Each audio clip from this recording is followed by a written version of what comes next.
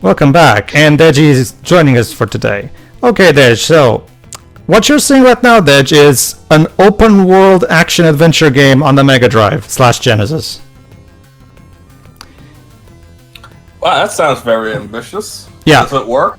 It does, actually. Surprisingly, it does work. It's made by the same guys who made the Echo the Dolphin games. It was released in 1997. Yes, there you go, Dej. A 1997 Genesis game.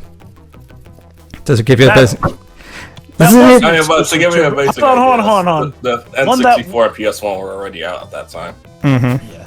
Keep in mind, this was not something that was, a sleeper hit in Brazil. No, this was legit released all across the world in 1997. Yeah, because this wasn't even like a 32X game or anything. No. This was for the base console. It wasn't even. There's not even any other version of this specific one, because the Lost World games that were made for the Saturn and PS1 were actually different games that were side scrollers, like we've talked about in the previous part. So it's kind of interesting. Anyway, basically, the idea is that we're in a hub world and we find free missions so we can unlock the boss. Right now, we're doing Stego's Abduction. What is Stego's Abduction? Well, I'll read the scanner in a bit. Also, but first, let's get some... Oh yeah, basically that you can summon in air support, as in ammo and power-ups and shit like that, if you need them. So, pretty cool. Are you playing as a character from the movie, or is it just No. This isn't based on it. Okay. It uses the same title and logo from the movie, but it's not at all based in the movie itself. I don't think it's... And from what I've heard, apparently it's more akin to the book, but I wouldn't know. Okay. Well, are all the dinosaurs female? Because that's something I know that in the book that was highlighted. Actually, Dej, in Lost World, some are female and some are male. Yeah, because it's a Site B. Anyway, this region of the island contains 3 Stegosaurus cages that have been airdropped in. You must find 3 Stegos within this level and lure each of them into the cage closest to them. Use the taser from behind the Stego to push them in the direction you want them to go. You can use the dart gun, but be ready to run like crazy. Be careful not to get in front of the Stego, because they will charge at you if they see you. Yeah, he's not kidding, by the way. The Stegos are, of course, really big and therefore very dangerous. So, you can. The cool thing about the taser is that if you tase them from behind, they will actually move in the opposite direction to where you're shooting the taser from. So yeah, it's a good way to move the Stegos. Anyway, map card. Man, imagine applying for this kind of job on Craigslist. Basically. Okay, and look at that, Dej. We have a map, and we can even put in markers to find certain things. So we have what was basically this game's equivalent of quest markers that we see in open world games nowadays. It really is. Appaloosa. Again, the same guys who made the Echo the Dolphin games. What? Yeah. Well, that's the thing, Dej. These guys were very ambitious developers. Yes, that's right. Oh, wait.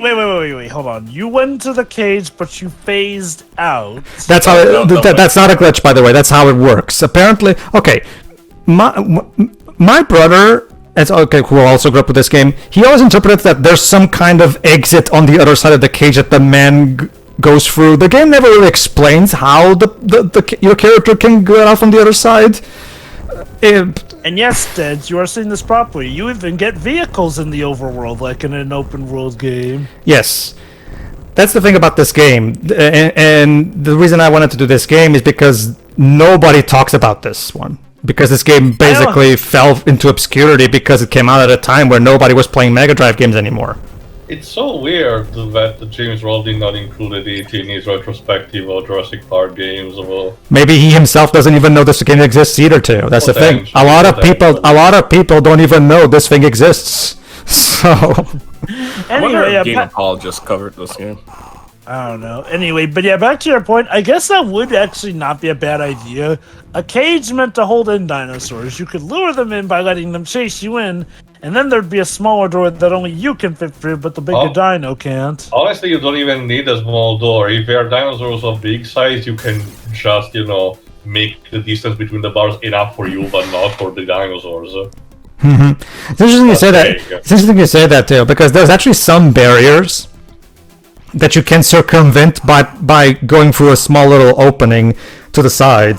So that kind of stuff happens in this game too. To be fair, yeah. Out of everything, didn't it? Yeah. And yeah, that flag is a checkpoint edge, basically. So basically, if you die, you just respawn by here. You lose a life and you respawn by where the last flag is, basically. If you get a game over, what happens? Yeah, if you get eaten by a dinosaur, you lose a life. Just like You what happened with you can still continue. If I remember correctly, there's like free continues. I haven't actually game overed in a long time, actually, so I don't remember how many continues the game has. But there's a password system. So and if you're playing and if you were playing on a reproduction cartridge on a Mega Drive or something, there is a save a ROM hack that added in save functionality. That being said, if you're playing completely official, a password system works really well. So Can you use your car to attack enemies? yes, you can run over dinosaurs and humans with it. Yes. Handy. Yeah. There you go. Basically, Dej, if I point the Stegosaurus on the map, it tells me where the Stegosaurus are. So basically, there you go. I can always tell what everything is. So it makes it very convenient. The levels are huge, as you can see. However, they're not at all hard to navigate because as long as you have the map and you check your markers, you'll be able to always know where you are in relation to everything. So you should have no problem. Also, bunker.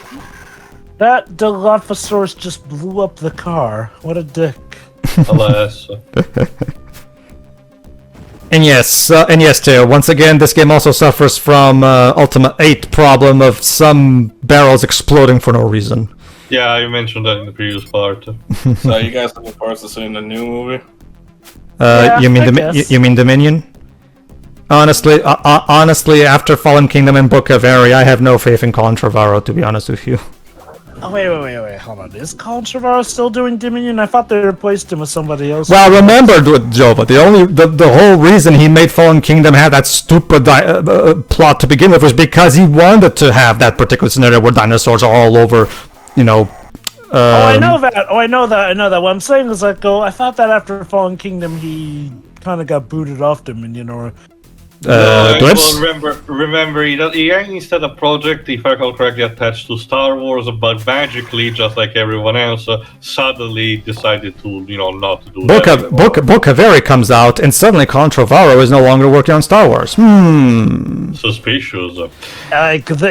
You know a movie is bad when it afflicts your career to that degree. Also, I'm still, again, to answer your question, Dej, I might be seeing it, definitely not in theaters, and I'm still running on my headcanon that Fallen Kingdom is a stealth prequel to the live-action Flintstones movie.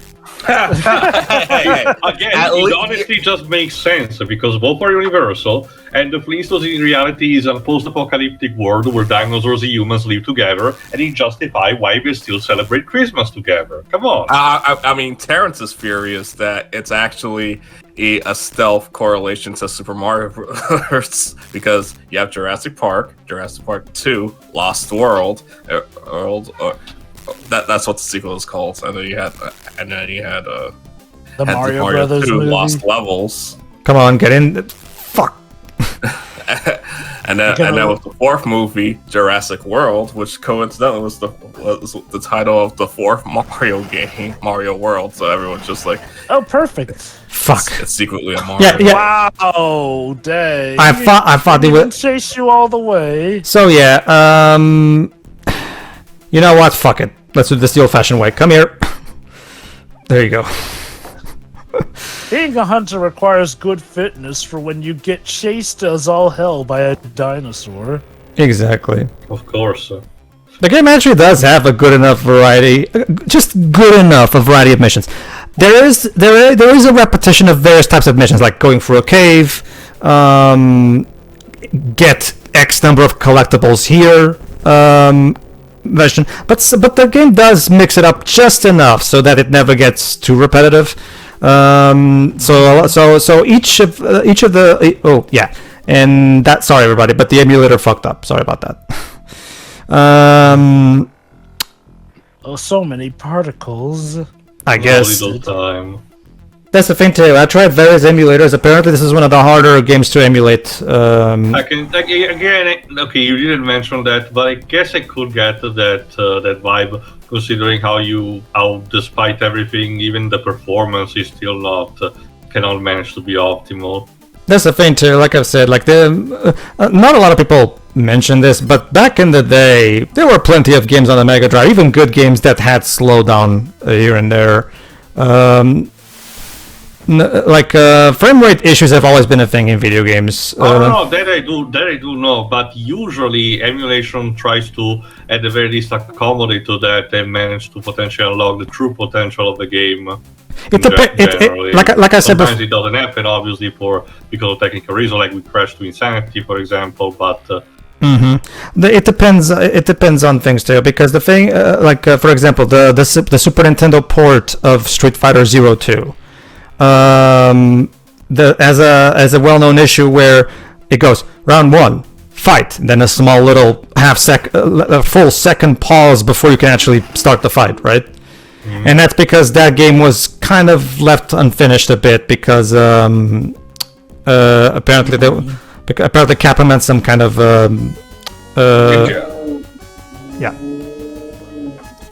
Capcom had some kind of tight deadline on that one.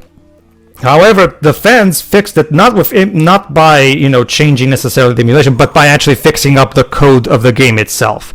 And that's because, like I've said before too, usually when it comes to stuff like Dolphin and Seimu and now Ryujinx for the Switch, yes, they do have that kind of enhancements that they do. Like, for example, you can play the original Sonic Colors in 60 FPS on Dolphin, for example.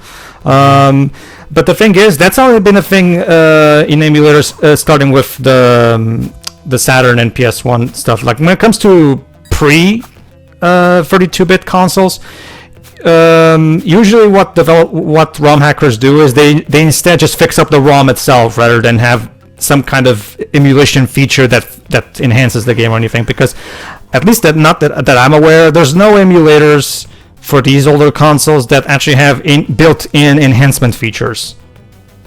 Like, for example, when you go on the Dolphin, for example, on Dolphin you can actually overclock the game to the point where you'll enhance performance beyond what the original hardware could do. But there's no overclocking on Mega Drive emulators too, so it's not really something that's actually a thing. I guess somebody could possibly fix up the code of this game, but nobody has so far that I'm aware. Anyway, activate sensors. You must find all sensors located in this region and turn them all on. You will have to use the hover vehicle in order to find some of the sensors. So there you go. We're actually going to do some sailing in this one. Nice. And you can call in the air support in your local cave. Yeah, that's the thing that you can always call in for air support, but it also works when you're inside a cave somehow, because video games. It's the Final Fantasy Summon kind of syndrome. Again, your suspension of disbelief is just tested minorly on that. Sensor activated. I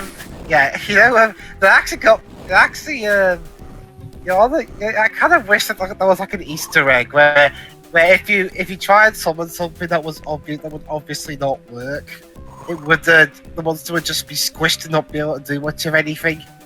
The closest I can tell you to that example is something a bit weird with in South Park: The Stick of Truth. You do get a different kind of summoning which are reflected on some particular characters based on of their counterpart in the show. And there's one that you can summon during one of the final dungeons, which is traversing that particular character on intestine. Don't ask. And because if you do that, you do get a trophy, but it's called the Inside Joke. So there is that. That reminds me of another funny Easter egg I saw recently. There's a mission in Hitman Absolution where you come across a nuke, and if you shoot it, it blows up, and everyone dies, including you, and it cuts to Kane Lynch relaxing in the desert just before the nuclear blast wave hits them and kills them. Let me just win this. There you go. See, even though you at the beginning when you start a level that you don't have full view of the map, only the parts you've already explored. Fortunately, the scanner still does map where the actual map card is. So as long as you keep checking your scanner, you should eventually see somewhere in the darkness the map screen, the map card that you need to get the full view of the level. So this should be your first priority when starting one of these levels. Basically, try to get the map card, because when you get the map card from that point on, it becomes a lot easier to do everything you need to do. Go on, Zips. Go on. Also, these sounds, Zips? man. Oh, he's burnt. Okay. No, that's the basic gist of it. No. Well. To answer your question, Jova. Well, from what I can tell, apparently yes, he is still either writing or directing, one of the two for Dominion. Let me check. Jurassic. Because I don't, the World franchise is his thing. It's his project anyway. So obviously, I think he would be involved either way. How much involved Like, with the that would Spielberg stop any hat? studio from pretty much just booting off the main lead or something. WB. Let me put it this way, Dej. Spielberg is as involved with the Jurassic World movies as he was with the Bayformers movies. As in, his name is in it, but he doesn't actually have anything to do with them. Give some money to them, I think. Maybe, but It's like Again. I swear, movie producer is one of the most varied roles in movies. It can literally range from strong-arming the entire project under your control, literally just talking over the phone for some consultation or whatnot, or throwing some money at it. And literally... just found it. There you go, Jova. He's both co-writing it and directing it. So yeah, this is going to be, as he put it, the Jurassic movie he's always wanted to see. It better be fucking amazing. I'll tell you that. I'll admit, like I've said, 7 out of 10. like I said, Fallen Kingdom ain't really great, but it wasn't as bad as it was hyped up for me to be. Oh, don't get me wrong, it was obviously still a movie strictly made for the sake of Dominion happening, and let's be honest, the kind of the kind of thing that's obviously a middle step, and I don't just mean just being a middle step, I mean something that is literally obviously just a middle step and nothing more. Yeah, those tend to be some of the most pointless movies. Like, hell, at least with Pirates of the Caribbean Dead Man's Chest, that literally came back to back with World's End to the point where those two might as well be tied together into one movie. Not so much with Fallen Kingdom and Dominion. That being said, I am legit interested to see what they do with Dominion. The idea of humans now having to live among dinosaurs like that here and there. And hey, if Rex is back now to fight the Gigantosaurus, that hopefully means another epic dinosaur duel. I just wish these Sorry, go on. What I hope for is that it at least reaches the same highs that Jurassic World managed to do, because Fallen Kingdom is mid. It's very... Yeah, I agree with Joe very well. Kind of. I mean, I just wish he's awesome, but everything else is just kind of. the effects are good too.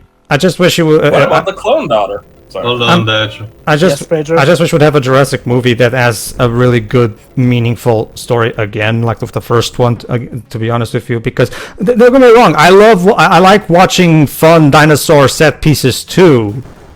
But the first movie was more than just that, and I really wish these movies would actually, try to, live up to that standard, I feel like World did a good job at doing that as well. It was also nice to finally see the park realized after all those years. It's just Fallen Kingdom dropped the ball. Like, with Jurassic World, I feel like there's a point, purpose, good antagonist, interesting development and whatnot, fine stuff. Hell, we even have relatively competent human main characters for the first time since the first Jurassic Park movie. I just and the kids and Chris Pratt's character. And I know. Yeah, the director that dies in the most anticlimactic way possible. And obviously, I wasn't talking about the director to you. All right, let him finish. Go on. Though, I mean, Jurassic World felt like it had its good point and purpose. Fallen Kingdom,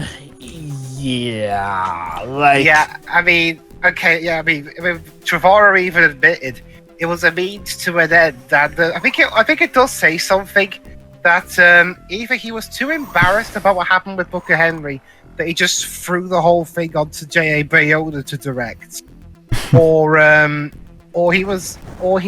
whole it being a means to an end to get to Dominion. Was the whole thing. He just wrote it, was trying to focus on Dominion instead, so he just called J.A. Hey J.A., can you direct the script for me, thanks? It's mostly I wonder if it was a combination of all those things, because, seriously, not often do you see a career get embarrassed as much as Book of Henry did to his career. No, Book of Henry was just one of those... That movie was just so embarrassingly bad that it's just... this is going to be this movie is going to be his last chance at salvaging himself. You got Pedro showed me some scenes. I'm like, I don't believe this movie is real. Wait, oh my god, wait. Did he show you the Sarah Silverman scene? Yes. No! Oh god! And that character never gets any comeuppance for that. No getting called out or nothing. It just happens after she was already a dick. And the worst thing is she's not even the worst character in the movie. Oh, which one did you think that was? Henry himself or the mother, played by Naomi Watts? Both. Honestly, it's one of those things where... okay, let me just put it like this. When the character that you're supposed to root for feels worse than the character you're supposed to hate, you've got a problem. I mean, yeah, granted, the character we're supposed to hate is an abusive dickbag who had it coming. But the way the film tries to go about it is makes our supposed main heroes also kind of icky. It's also especially whiplash if you're watching it right after Breaking Bad, when the actor has to play the same character with also a bit of more ambiguity, but he ultimately is still supposed to be a good guy. Okay, let me put it like this, okay, and I know what some may say. Well, the idea is that Henry was wrong in the end. The movie let way too much go to that point before the mother realized it. I don't care how dumb it wants us to believe she is, it is impossible for someone to be that stupid. And yes, maybe it was from the emotions of losing her kid. I still don't buy it because we didn't get enough of their relationship.